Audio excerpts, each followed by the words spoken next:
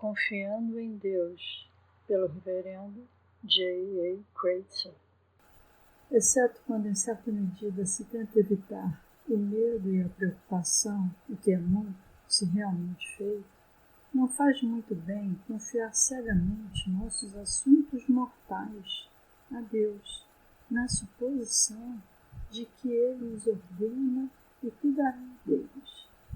Deus não ordena assuntos mortais, pois os assuntos mortais são apenas uma percepção equivocada das coisas. Deus e sua obra, e todos os assuntos que Ele ordena, são imortais. Deus, sendo imortal, não faz nem ordena nada mortal. Suponha que alguém tenha problemas em matemática para resolver e diga: bem, vou confiar no princípio da matemática para resolver esses problemas. É verdade que tais problemas só podem ser resolvidos pelo princípio da matemática. No entanto, a pessoa que deseja a solução para um problema tem algo a ver com esse assunto. Ele deve entender de matemática e aplicar essa compreensão para resolver seu problema. Ou ele deve ter seus problemas resolvidos por outra pessoa que entende de matemática e aplicará esse entendimento para ele. Da mesma forma, para vencer os males, o homem deve compreender Deus e aplicar conscientemente seu entendimento para vencer esses males. Ou estes devem ser vencidos por alguém que entenda Deus, e este aplicará este entendimento em seu favor. Caso contrário, os males não serão vencidos. Nenhuma confiança cega os removerá, nem serão removidos por orações ou petições a um suposto Deus, que supostamente estabeleceu esses males, esperando que alguém ore a ele antes que ele os remova. Não existe tal Deus. A ciência cristã nos ensina como entender Deus e como aplicar esse entendimento à atual superação do pecado, doença, discórdia e pobreza. E em algum momento, neste ou em algum estágio futuro de crescimento, nossa maior compreensão de Deus nos permitirá superar permanentemente nosso senso de materialidade e morte. O fato dos homens usarem as leis da matemática para a solução de muitos problemas mostra que eles têm plena certeza que a aplicação correta dessa lei trará resultados corretos e úteis, e eles demonstram essa confiança nessas leis, aprendendo-as e usando-as de forma inteligente, não confiando nelas enquanto ainda permanecem na ignorância delas. A confiança em Deus, que é eficaz nos resultados, requer não apenas uma compreensão completa e um conhecimento detalhado das leis de Deus, mas um conhecimento prático delas.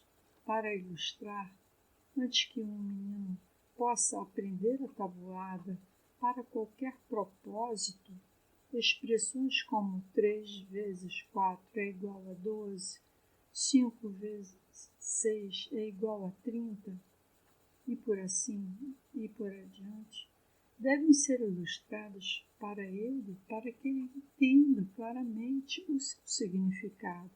Em seguida, ele deve memorizar essas expressões organizadas em tabelas. Isso requer muita aplicação, muita concentração de pensamento e muita repetição e treino da sua parte.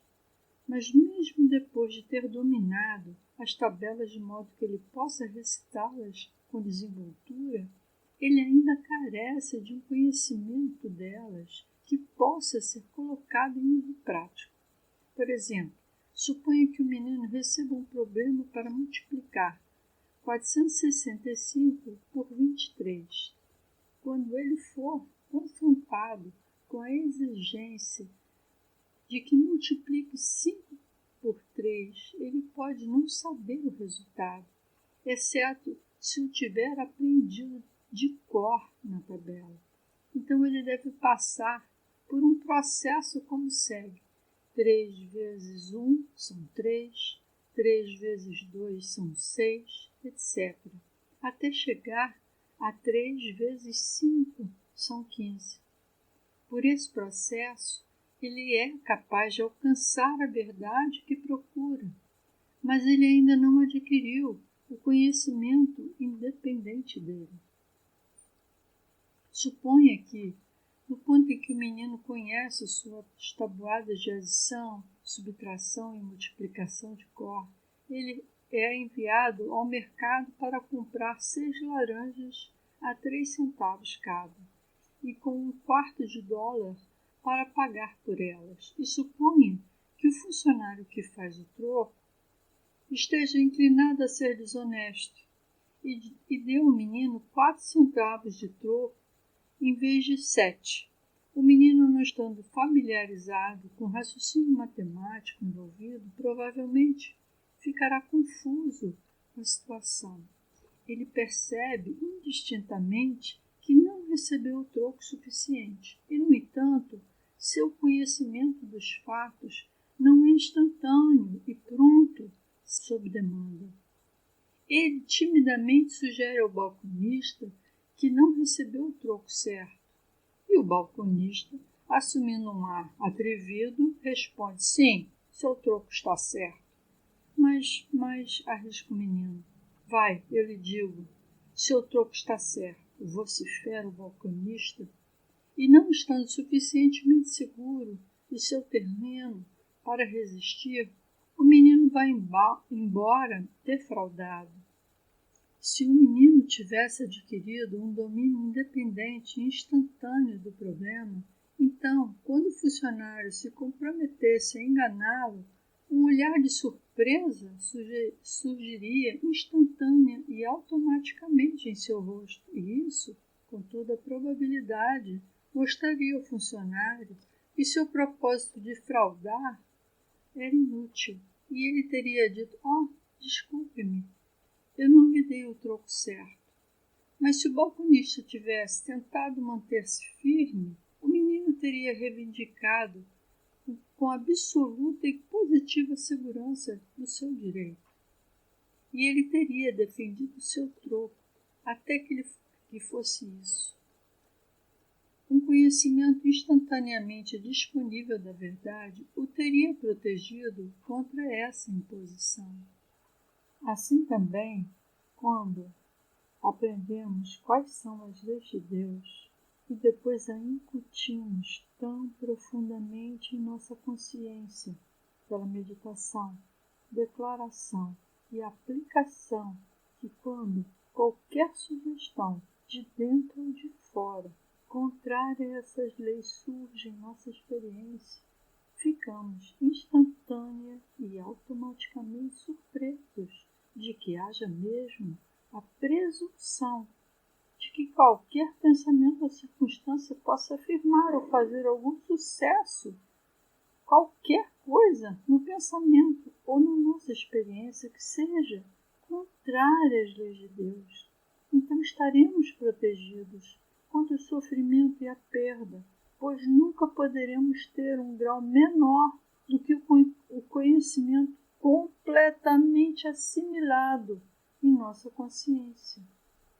Portanto, muitas vezes será útil para uma pessoa declarar e se esforçar para perceber muitas vezes ao dia que o amor, a alegria, a paz e a confiança no bem são as leis de Deus e, portanto, de nosso ser, que sempre que tolerarmos medo, ansiedade, preocupação, dúvida ou tristeza, estaremos infringindo a lei e vivendo uma mentira, que harmonia, saúde, força, ação, vida expressam as leis de Deus e que sempre que tolerarmos, sem protesto, pensamentos ou sentimentos de doença, dor, fraqueza, inação ou morte, estamos infringindo a lei e vivendo uma mentira.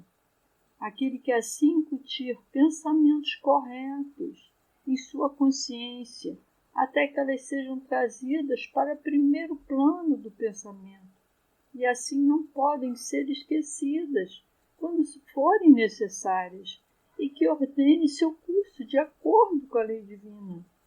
Estará sujeito a muito pouco sofrimento, mental ou física, e com muito pouca perda de qualquer forma.